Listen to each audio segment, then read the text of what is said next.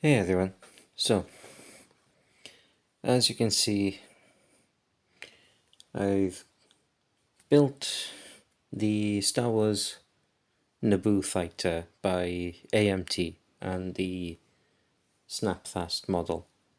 Now, considering this model is, I can't remember what the date was when I did the unboxing of this. I think it was in 99, I think this was. But I will admit, this in itself was much more fun to build than the Riddell Porsche that I'd done recently before this one. Now, considering this is from 99 and the Riddell Porsche, I believe, is probably at least in 2010 onwards in terms of thing, but the fact that a 1999 model was much more fun to build than that Porsche, which is much newer compared to this. This was way more fun. There's tons of positives to this kit in terms of how simple it is to build.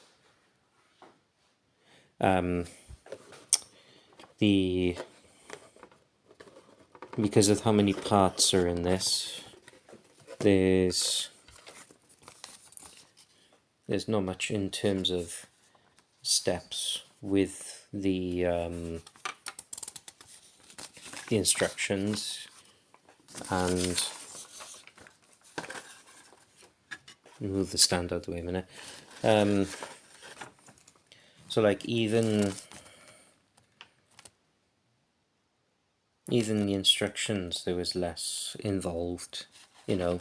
It showed you even more a little bit more in depth, like the injector pin marks to cut them away, and then obviously the color call out in terms of here we go. So like each letter got its own color, so you know, if you wanted to detail this up even more, you've got all the color callouts in terms of what should be what color and that. Okay, I'll admit this has got a lot less parts, but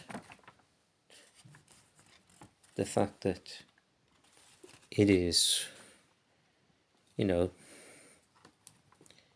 is set up so plainly so that you can follow it step by step, and you know, coloring it as you go, you know, painting as you go along.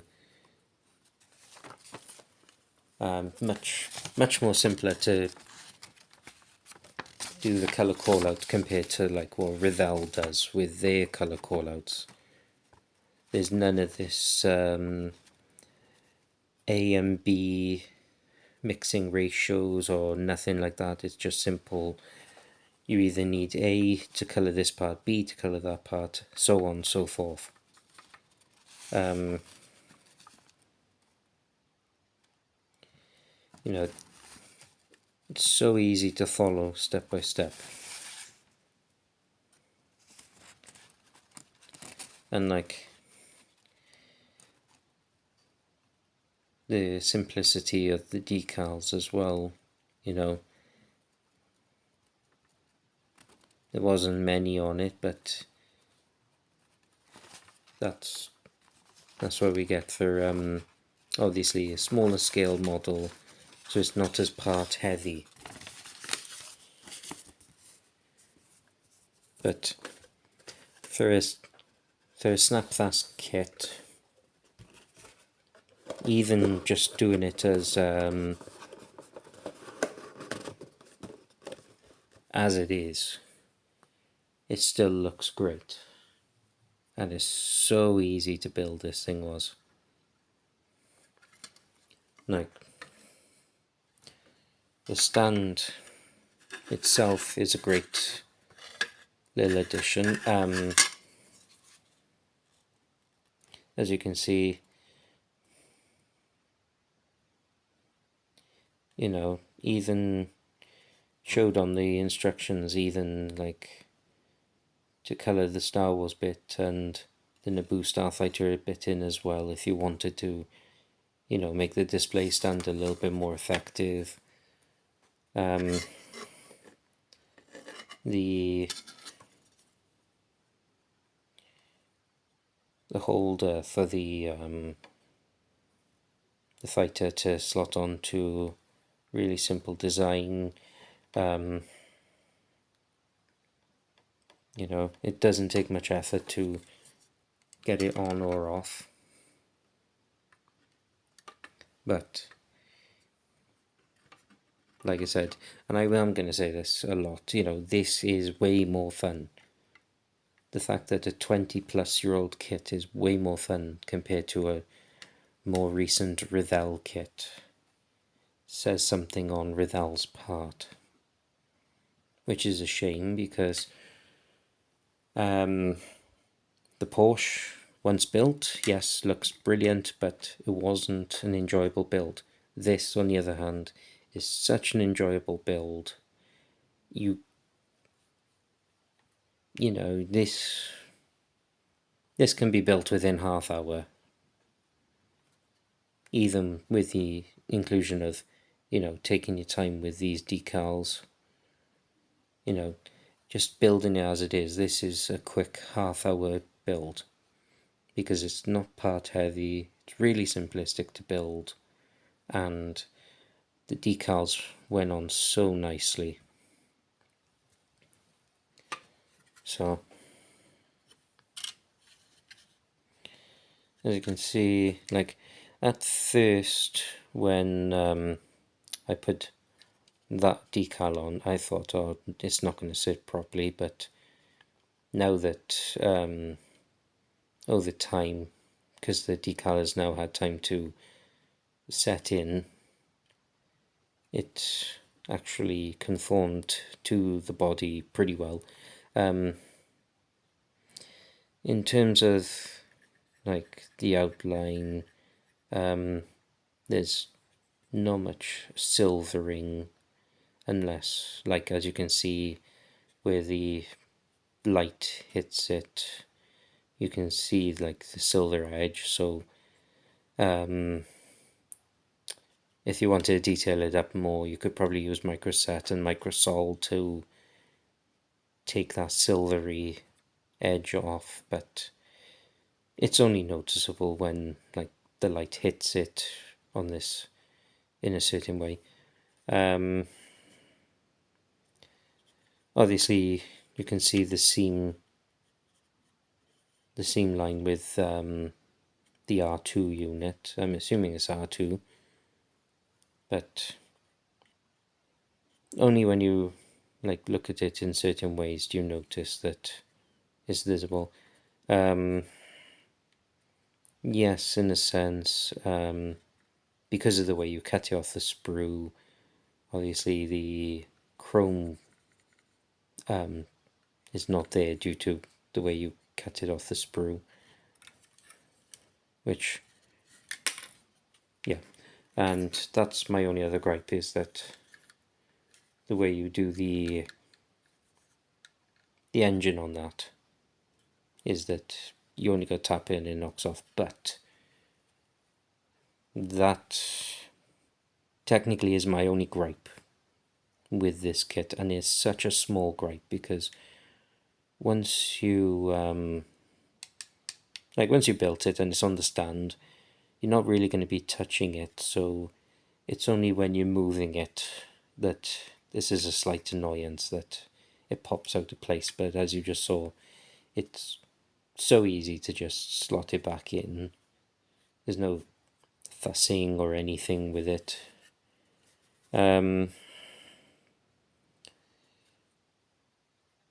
The pilot's been done pretty well. You know, obviously if you were to take time with the pilot as is showed in the instructions, you know, you could make it look way more effective. But these snap kits and that, I just build them like you would if you were a child. And I don't do these snap kits as detailed or anything like that. I'm just like, I'm building it as it should be by the young modeler. So I'm showing you like what does it look like if you only build it out of the box as they are. Like this one also will pop out as you saw the other one does if it's knocked in a certain way, but like I said, that's my only gripe. But you will be, because it's got the stand, you can just pick it up by the stand and avoid knocking these off.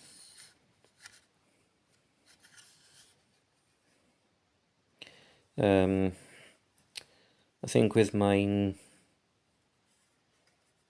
probably need to dust it off in a certain way so that, you know, your finger marks aren't like peppered all over the chrome. Detailing wise, I'm not sure of, because I can't remember what this is like in terms of when it was on the film, so I can't comment on that.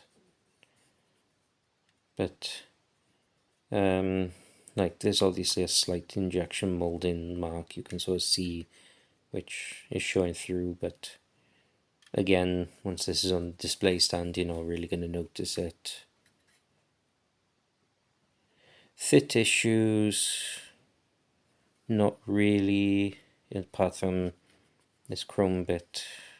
Looks like it's too, apart from the chrome bit at the back here, looks like it's too far out of alignment, but it's not something that's going to detract from how nice the model looks.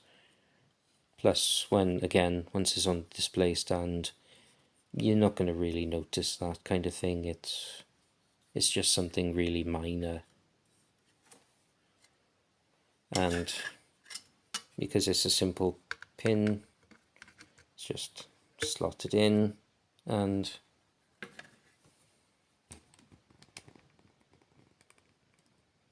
there we are.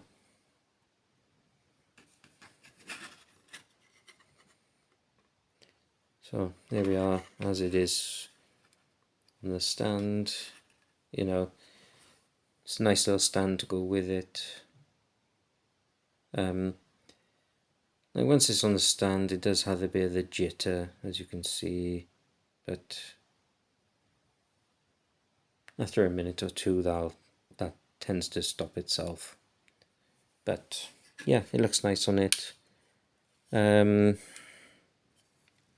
Could it be displayed in like other ways? Yes, it can, but it looks kind of silly. It's purely designed to go on it like that. But yeah, I'm very happy with this model. I had way more fun with this thing compared to the Porsche. You know,